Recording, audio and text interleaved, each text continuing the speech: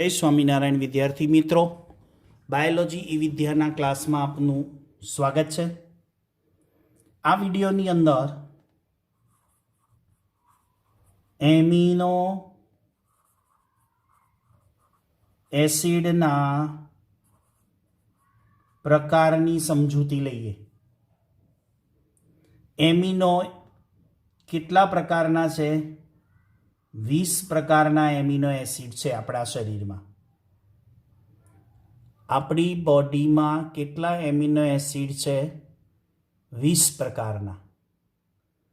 હવે એ 20 પ્રકારના amino acid છે એનું કયા કયા પ્રકારના છે એને આપણે જોઈશું। પહેલાં એનસીઆરટી બુક પ્રમાણે આપણી અત્યારની રનિંગ ચોપડી પ્રમાણે એક આર સમૂહની પ્રકૃતિને આધારે, એટલે આર જૂથને આધારે, જો એ આર જૂથ આપણે કહેતા હતા ને, આર એટલે શું? આર એટલે વિવિધ પ્રકારના સમૂહ। હવે આર તરીકે જો હાઇડ્રોજન આવે, આર તરીકે મિથાઇલ આવે, અથવા આર તરીકે CH2OH આવે, તો જો હાઇડ્રોજન આવે આર તરીકે તો આવી રીતે બંધારણ બને। કાર્બન, જે આલ્ફા કાર્બન કહીએ છીએ તે, એની એક બાજુ એમિનો, એક બાજુ COOH, કોઈ પણ બાજુ ગોઠવાય, કાર્બનની ગમે તે બાજુ COOH મૂકવાનું। ચારમાંથી કોઈ પણ એક જગ્યાએ મૂકી શકાય। એક જગ્યાએ એમિનો મૂકો તો બીજી જગ્યાએ COOH મૂકી દો। એક જગ્યાએ આપણે રૂટિન H લઈએ છીએ જે બંધારણમાં હોય, અહીંયા આર તરીકે આ હાઇડ્રોજન મૂક્યો છે, તો આ જે સમીકરણ બનશે એ ગ્લાયસીન છે। કયો એમિનો એસિડ છે? ગ્લાયસીન। સરળ પ્રકારનો એમિનો એસિડ નીટમાં પૂછાયું ગયું છે, નીટમાં પ્રશ્ન પૂછાયેલો કે નીચેનામાંથી કોણ સરળ પ્રકારનો એમિનો એસિડ છે? તો ગ્લાયસીન। કેમ સરળ પ્રકારનો? એના બંધારણમાં જુઓ, 2 હાઇડ્રોજન છે, 2 છેડે, એક છેડે પણ હાઇડ્રોજન છે અને બીજા છેડે હાઇડ્રોજન છે। બાકી એમિનો એસિડના બંધારણમાં એક એમિનો હોય ને બીજું કાર્બોક્સિલિક હોય, એટલે એકદમ સરળ પ્રકારનો એમિનો એસિડ થયો કહેવાય, ગ્લાયસીન। જો આર જૂથ તરીકે આપણે મિથાઇલ લઈએ, શું લઈએ? CH2 methyl. બાકી બધું એમના એમ, એક બાજુ NH2, બીજી બાજુ COOH, એક બાજુ H, એટલે 3 બાજુ તો ફિક્સ જ છે, 3 બાજુ બધી સરખી જ છે। જો એક બાજુ, ચોથી બાજુ છે, એમાં કયો સમૂહ આવ્યો? મિથાઇલ, CH3, CH2, એટલે શું બન્યું? એલેનિન। હવે હાઇડ્રોક્સિલ મિથાઇલ હોય, શું હોય? હાઇડ્રોક્સી મિથાઇલ, CH2OH, તો અહીંયા CH2OH મૂકી દઈએ એટલે એમિનો એસિડનો પ્રકાર બદલાઈ ગયો, સેરીન થઈ ગયો। તો આ સૂત્રો તો અવશ્ય તૈયાર કરજો, કેમ કે આ તો સિમ્પલ છે, પરીક્ષામાં પૂછાય, બરાબર? 3 બાજુ તો સરખી છે, બરાબર? 1 2 3 સરખું છે, 1 2 3 સરખી છે, 1 2 3 સરખી બાજુઓ છે। આ ચોથી બાજુમાં હાઇડ્રોજન ગોઠવાય તો ગ્લાયસીન, CH2 ગોઠવાય તો એલેનિન, અને CH2OH ગોઠવાય તો સેરીન। તો આ આર સમૂહની પ્રકૃતિ થઈ, એટલે કયા પ્રકારના છે એના આધારે। હવે એક નોંધ યાદ રાખવાની, એમિનો એસિડના ભૌતિક અને રાસાયણિક ગુણધર્મો માટે એમિનો કાર્બોક્સિલિક આર ક્રિયાશીલ સમૂહની આવશ્યકતા રહે છે। કોની કોની? રાસાયણિક અને ભૌતિક ગુણધર્મો માટે એમિનો કાર્બોક્સિલિક તથા આર ક્રિયાશીલ સમૂહની આવશ્યકતા જરૂરી છે, બરાબર? એક કાર્બોક્સિલિક જોઈએ, એક એમિનો જોઈએ અને આર જૂથ જોઈએ। આર જૂથ તરીકે અહીંયા એચ લીધો, અહીંયા CH2 લીધો અને અહીંયા CH2H લીધો, ત્યારે એના ભૌતિક અને રાસાયણિક ગુણધર્મો એમિનો એસિડના જળવાઈ રહે. હવે કેટલાક એમિનો એસિડ એમિનો એટલે NH2 જૂથ અને કેટલાક કાર્બોક્સિલિક COOH. એમિનો અને કાર્બોક્સિલિક સમૂહની સંખ્યાને આધારે આપણે એમિનો એસિડને 3 ભાગમાં વહેંચી શકાય. 3. એક acidic amino acid, basic amino acid અને તટસ્થ પ્રકારના એમિનો એસિડ. એસિડિક ક્યારે કહેવાય? તમારું નામ યાદ રાખો, ગ્લુટામિક એસિડ. એસિડ ક્યારે કહેવાય? તો આ એમિનો એસિડનું બંધારણ ચેક કરો. આ એમિનો એસિડનું બંધારણ ચેક કરો.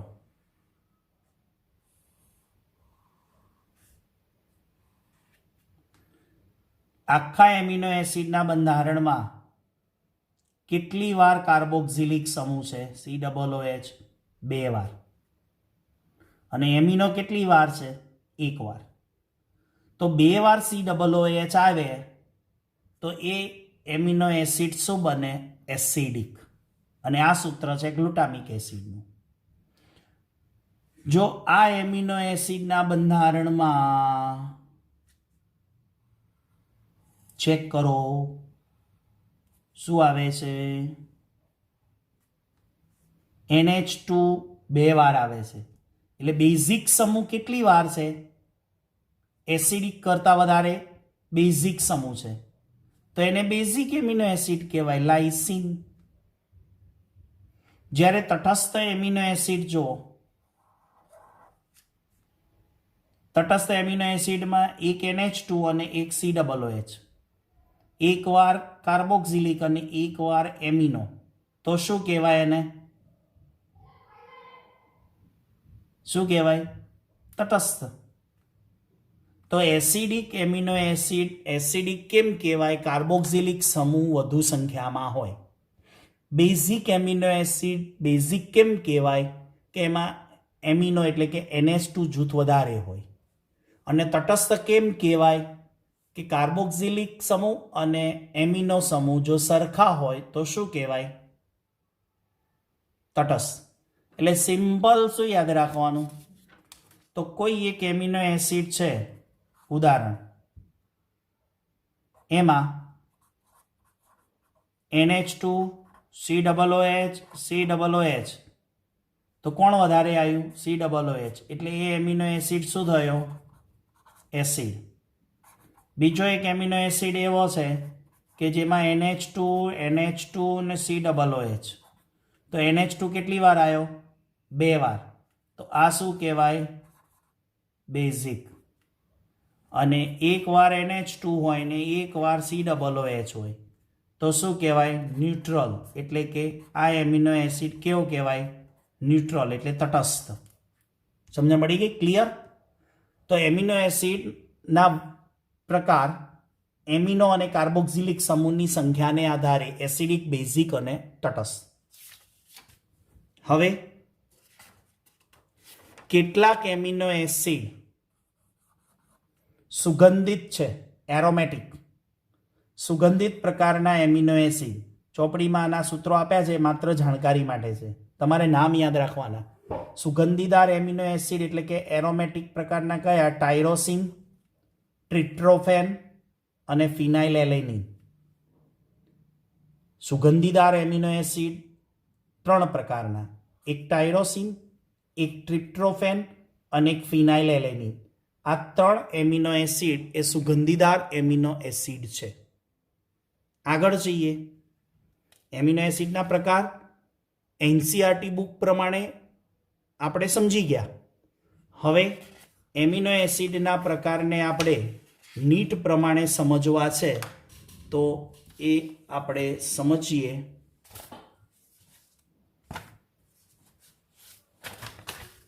તો તમારે યાદ રાખવાનું છે કે એમિનો એસિડના પ્રકાર એનસીઆરટી બુક પ્રમાણે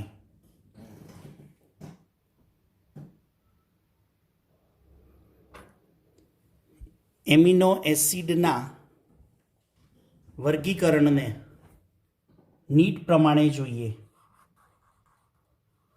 એટલે 20 પ્રકારના એમિનો એસિડનું વર્ગીકરણ. પેલું આપણે એનસીઆરટી પ્રમાણે બુક્સ પ્રમાણે જોઈ ગયા, પણ થોડુંક ડિટેલિંગમાં જોઈએ. નીટ પ્રમાણે 20 પ્રકારના એમિનો એસિડનું વર્ગીકરણ. આર ક્રિયાશીલ સમૂહના આધારે એમિનો એસિડનું વર્ગીકરણ કરવામાં આવે. આગળ જોઈ ગયા ને આર પ્રકૃતિ, બસ એ જ છે પણ ડિટેલમાં છે. અને આવા આર ક્રિયાશીલ સમૂહના આધારે જે એમિનો એસિડનું વર્ગીકરણ કરવાનું છે ને, એ જે સાયન્ટિસ્ટ હતો ને એ લેહનિંજર, શબ્દ છે લેહનિંજર, લેહનિંજરની વર્ગીકરણ પદ્ધતિ કહેવાય. એટલે આ પદ્ધતિ લેટેસ્ટ અને સર્વસ્વીકૃત એમિનો એસિડની વર્ગીકરણ પદ્ધતિ છે. આ લેહનિંજરે 20 પ્રકારના એમિનો એસિડને આર ક્રિયાશીલ સમૂહના આધારે વર્ગીકરણ કર્યું છે. આર સમૂહ ઉપર ધન વીજભાર કે ઋણ વીજભાર હોય તો એમિનો એસિડ ચોક્કસ પ્રકારની શું બતાવે? ધ્રુવતા બતાવે. ધ્રુવીયતા એટલે શું? કેમેસ્ટ્રીમાં આવે છે. જો માથે ધન વીજભાર અથવા ઋણ વીજભાર હોય તો એ ધ્રુવીય કહેવાય. હવે આ લેહનિંજરની વર્ગીકરણ પદ્ધતિ છે, એમિનો એસિડની વર્ગીકરણ પદ્ધતિ, એ આર સમૂહની ધ્રુવતાને આધારે કરવામાં આવે છે. અને આ યાદ રાખવાના છે બધા વિશે 20 પ્રકારના. અને આ લેહનિંજરની જે એમિનો એસિડના વર્ગીકરણની પદ્ધતિ છે એ સર્વસ્વીકૃત અને લેટેસ્ટ છે. છેલ્લામાં છેલ્લી વર્ગીકરણ પદ્ધતિ કહેવાય. એમિનો એસિડનું વર્ગીકરણ ઘણી બધી પ્રકારે કર્યું છે. એમિનો એસિડનું વર્ગીકરણ વિવિધ રીતે થયું છે, પણ એમાં સૌથી લેટેસ્ટ પદ્ધતિ કઈ કહેવાય? લેહનિંજરની. અને એ લેહનિંજરની વર્ગીકરણ પદ્ધતિ પ્રમાણે આપણે એક ચાર્ટ તૈયાર કર્યો છે, એક ચિત્ર તૈયાર કર્યું છે. એ બધા એ ચિત્ર યાદ રાખવાનું છે. તો અહીંયા 20 પ્રકારના એમિનો એસિડ દર્શાવ્યા છે. બરાબર. હવે જો આર જૂથના ધન વીજભાર ઋણ વીજભારને આધારે એમિનો એસિડના કેટલા પ્રકાર? 20 પ્રકારના. એમાં બે ભાગ પાડી દઈએ, અધ્રુવીય આર જૂથ અને ધ્રુવીય આર જૂથ. અધ્રુવીય આર જૂથ ધરાવતા એમિનો એસિડ એટલે કે ધન વીજભાર કે ઋણ વીજભાર ધરાવતા નથી. અધ્રુવીયનો અર્થ તમારે શું કરવાનો? ધન વીજભાર કે ઋણ વીજભાર દર્શાવતા નથી તેવા એમિનો એસિડ. ધ્રુવીય આર જૂથ ધરાવતા એમિનો એસિડ એટલે વીજભાર ધરાવે છે. હવે આ અધ્રુવીય આર જૂથ છે એમાં કેટલા એમિનો એસિડ છે? 8 પ્રકારના. અને ધ્રુવીય ધરાવતા કેટલા છે? 12. એટલે 12 અને 8 કેટલા થયા? 20 પ્રકારના. સમજાય છે ને? આગળ આ અધ્રુવીય આર જૂથ ધરાવતા એમિનો એસિડના નામ તમારે 5 વાર આ લખવાના, તો જ યાદ રહેશે. અને કમ્પલસરી યાદ કરવાના છે. આગળ જતાં બહુ કામ લાગશે. 11મા ધોરણમાં વત્તા 12મા ધોરણમાં ને નીટમાં. ચલો, અધ્રુવીય આર જૂથ ધરાવતા એલેનિન, લ્યુસીન, આઇસોલ્યુસીન, વેલાઇન, ફિનાઇલ એલેનિન, મિથિયોનિન, ટ્રિપ્ટોફેન અને પ્રોલાઇન. અધ્રુવીય આર જૂથ ધરાવતા એમિનો એસિડ હું ફરીથી બોલું છું, ધ્યાનથી સાંભળજો. એલેનિન, લ્યુસીન, આઇસોલ્યુસીન, વેલાઇન, ફિનાઇલ એલેનિન, મિથિયોનિન, ટ્રિપ્ટોફેન અને પ્રોલાઇન. યાદ રાખવાની ટેકનિક આપું છું. એ એ લ્યુસી, આવે, ફીના, મી, ટ્રી, પ, એ લ્યુસી, આવે એટલે આઇસોલ્યુસિન વેલાઇન, ફીના, મી, ટ્રે, પ્રો. હવે ધ્રુવીય આર જૂથ ધરાવતા એમિનો એસિડને આપણે બીજા પાને ડ્રો કર્યા છે, એને સમજીએ. જો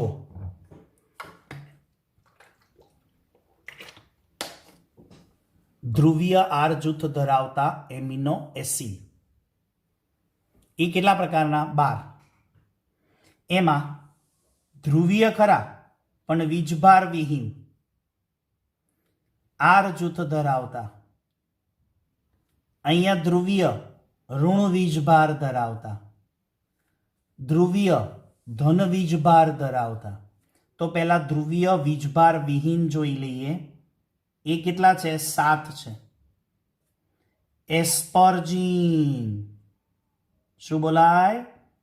એસ્પર્જીન, ગ્લુટેમાઇન, સેરીન, સિસ્ટીન, ગ્લાયસીન, થ્રીઓનિન અને ટાયરોસિન. ફરીથી રિપીટ કરું છું. એસ્પર્જીન, ગ્લુટેમાઇન, સેરીન, સિસ્ટીન, ગ્લાયસીન, થ્રીઓનિન અને ટાયરોસિન. યાદ રાખવા માટે એ ગ્લુટ, સેસી, ગ્લાય, થ્રીટા. એ એટલે એસ્પર્જીન, ગ્લુટ એટલે ગ્લુટામિન, સેસી એટલે સેરીન ને સિસ્ટીન, ગ્લાય એટલે ગ્લાયસીન અને થ્રીટા એટલે 3 એટલે થ્રીઓનિન અને ટા એટલે ટાયરોસિન. ચલો, ધ્રુવીય ઋણ વીજભાર ધરાવતા, બરાબર, એમાં એસ્પાર્ટિક એસિડ અને ગ્લુટામિક એસિડ. જો આ બંને એસિડ છે, આગળ આવી ગયું એસિડ, બેઝ અને તટસ્થ. તો એ ધ્રુવીય ઋણવીજભાર ધરાવતા વત્તા એસિડિક ગુણધર્મ ધરાવે. આ એસિડ બતાવે છે એટલે એમાં COOH 2 વાર હશે, 3 વાર હશે. તો એસ્પાર્ટિક એસિડ અને ગ્લુટામિક એસિડ યાદ રાખો. એ ગ્લુ, એ એટલે એસ્પાર્ટિક, ગ્લુ એટલે ગ્લુટામિક. ચલો, ધ્રુવીયમાં ધનવીજભાર ધરાવતા, કયા? ધનવીજભાર ધરાવતા. એમાં આર્જિનિન, હિસ્ટિડીન અને લાઇસિન. Arginine, હિસ્ટિડીન, lysine. યાદ રાખો. આજ હિસ્ટલાય, આજ હિસ્ટલાય. યાદ રાખવા માટે ટેકનિક છે. તો આ 20 પ્રકારના એમિનો એસિડ છે. એમાં ધ્રુવીય આર જૂથ ધરાવતા વીજભાર વગરના 7, ઋણ વીજભારવાળા 2 અને ધન વીજભારવાળા 3. એટલે કેટલા થયા? 7 ને 3 10 ને 2 12. એ ધ્રુવીય અને અધ્રુવીય કેટલા? 8. એટલે 12 ને 8 20 પ્રકારના એમિનો એસિડ થયા. આ એમિનો એસિડનું વર્ગીકરણ થયું. વિવિધ પદ્ધતિઓ છે. હવે નેક્સ્ટ વિડીયોની અંદર આપણા શરીરમાં 20 પ્રકારના એમિનો એસિડ છે એ આવશ્યકતાને આધારે લઈશું. નેક્સ્ટ વિડીયોમાં આપણે એમિનો એસિડના પ્રકાર આવશ્યકતાને આધારે જોઈશું. એટલે કેટલાક એમિનો એસિડ, 20માંથી કેટલાક એમિનો એસિડ આપણા શરીરમાં ઓટોમેટિક જનરેટ થાય છે, ઓટોમેટિક પ્રોડ્યુસ થાય છે, ઓટોમેટિક બની જાય છે. જ્યારે કેટલાક એમિનો એસિડ આપણે ઉપર ખોરાકથી લેવા પડે, એવો પ્રોટીનવાળો ખોરાક લેવો પડે કે જેમાંથી આપણને એવા એમિનો એસિડ મળે.